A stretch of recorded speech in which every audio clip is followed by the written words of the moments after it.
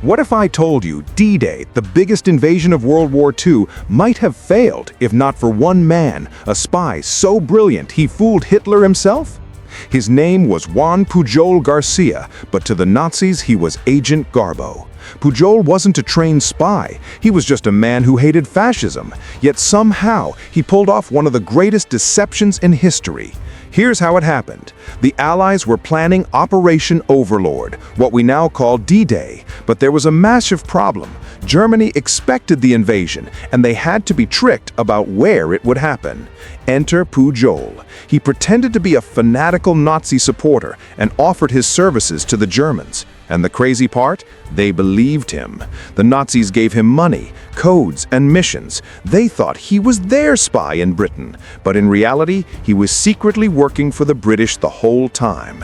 And then came his masterpiece. As D-Day approached, Garbo sent the Germans a flood of fake reports, an entire web of lies. He invented a network of imaginary agents across Britain, describing troop movements, supply lines, and invasion plans. None of it was real, but it sounded so convincing. So convincing, in fact, that when the Allies stormed the beaches of Normandy on June 6, 1944, Hitler and his generals didn't believe it was the real invasion. They thought Normandy was just a diversion, a feint, a trick. Garbo told them the real attack would come at Pas de Calais, hundreds of miles away, and Hitler swallowed the lie whole. Because of Garbo, Germany kept its strongest divisions frozen in Calais, waiting for an invasion that never came. Meanwhile, Allied forces secured Normandy, pushed inland, and changed the course of the war.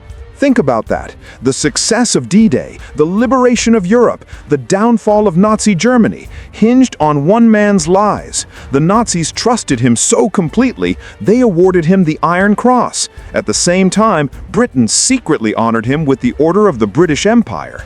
Both sides thought he was their hero. In reality, he was the spy who saved D-Day. So the next time you hear about D-Day, remember, the invasion might have been won not just with tanks and guns, but with the pen of a man who spun the greatest web of lies in history. And here's the real twist. After the war, Pujol faked his own death and disappeared into obscurity. Want to know how a spy vanishes from history itself? That story's coming soon. Subscribe to Secrets of History, because the past hides more secrets than you can imagine.